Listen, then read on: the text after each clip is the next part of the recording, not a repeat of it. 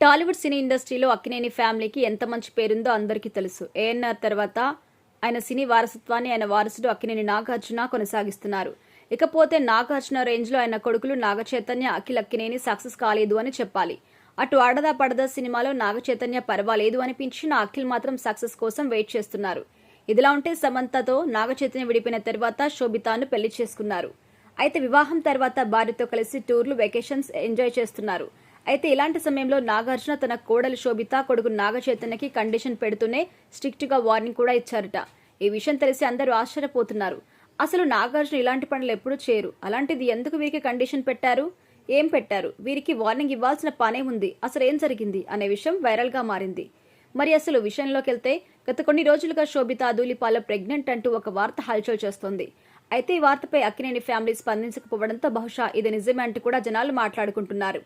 ఈ నేపథ్యంలో ఇప్పుడు ఇన్సైడ్ వర్గాల నుంచి అందుతున్న సమాచారం ప్రకారం ఈ వార్తపై ఏ విధంగా కూడా రియాక్ట్ కావద్దు అంటూ నాగార్జున స్వయంగా చైతన్య, శోభిత ధూళిపాలకి స్ట్రిక్ట్ గా చెప్పారట. ఒకవేళ ఇప్పుడు ఈ వార్తపై రియాక్ట్ అవుతే ఫ్యూచర్లో ఇలాంటి వార్తలు వస్తూనే ఉంటాయి. ఇప్పుడు ప్రెగ్నెన్సీ వార్తలో నిజం లేదని చెప్పినా సరే మీపై నెగిటివ్ ట్రోలింగ్ జరుగుతోంది.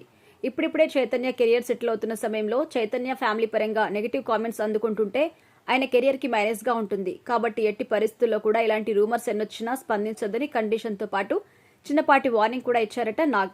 మొత్తానికైతే కొడుకు కోడలికి బాగానే కండిషన్లు పెట్టి వారి కెరియర్ అభివృద్ధికి పాటుపడుతున్నారు. మరి ఇందులో నిజం ఎంతుందో తెలియదు, కానీ ఇప్పుడు నాగార్జున మాత్రం ఇలాంటి కండిషన్లు పెట్టారంటూ వార్తలొస్తున్నాయి.